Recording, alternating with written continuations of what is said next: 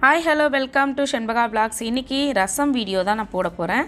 என்னோடய சப்ஸ்கிரைபர் ஒருத்தவங்க கேட்டிருந்தாங்க ரசம் வந்து ரொம்ப ஈஸியாக எப்படி செய்கிறது அப்படின்ட்டு. ஸோ அவங்க வந்து பேச்சுலரு. இந்த ரசம் வச்சிங்கன்னா ஒரு 4 நாள் கூட கெட்டு போகாது, ரொம்ப நல்லாயிருக்கும். ட்ரை பண்ணி பாருங்கள்.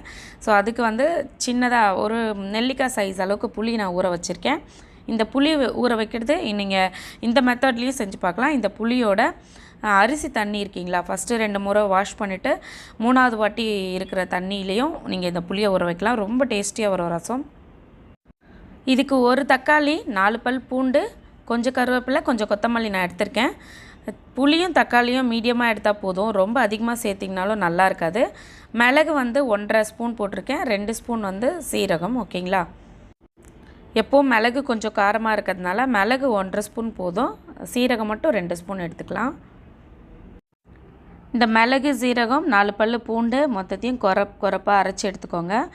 இந்த தக்காளி அப்புறம் இந்த பூண்டை மட்டும் தனியாக நசுக்கி வச்சுக்கோங்க. தக்காளியை வந்து புளியில் கரைச்சி எடுத்துருங்க. கொஞ்சம் கொத்தமல்லி அதில் போட்டுருங்க, கொஞ்சம் கருவேப்பிலை போட்டால் இந்த மாதிரி கரைச்சி எடுத்துக்கோங்க. மஞ்சள் கொஞ்சம் சேர்த்துக்கோங்க. தாளிச்சிடலாம்.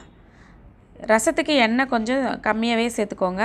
எண்ணெய் சேர்த்துட்டு கடுகு பொரிஞ்சதும் 4 காஞ்ச மிளகாய் சேர்த்துக்கோங்க. கூடவே பெருங்காயத்தூள் சேர்த்துக்கோங்க.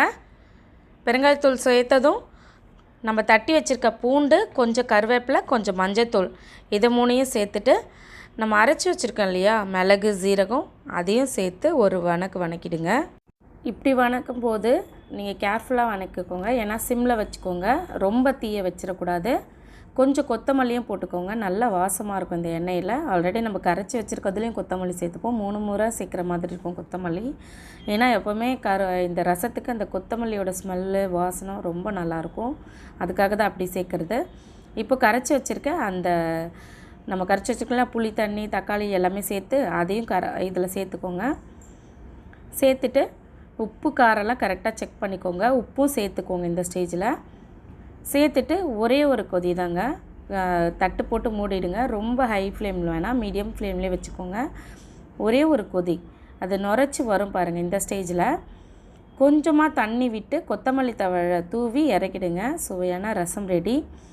ஒரு முறை செஞ்சு பார்த்துட்டு சொல்லுங்கள், உங்களுக்கு கண்டிப்பாக பிடிக்கும். இந்த ஸ்டைலில் செஞ்சு பாருங்கள். யார் புதுசாக செய்கிறவங்க கூட இப்படி செஞ்சிங்கன்னா உங்களுக்கு ரசம் வந்து ரொம்ப டேஸ்டியாக வரும். ஏன்னா ரசம் வந்து பிடிக்காதவங்க யாருமே இருக்க மாட்டாங்க, அதுக்காக தான். வீடியோ பிடிச்சிருந்தால் லைக் அண்ட் ஷேர் பண்ணுங்கள், சப்ஸ்கிரைப் பண்ணுங்கள். Thank you for வாட்சிங்க. அடுத்த வீடியோவில் பார்க்கலாம். டாட்டா, பாய் பாய்.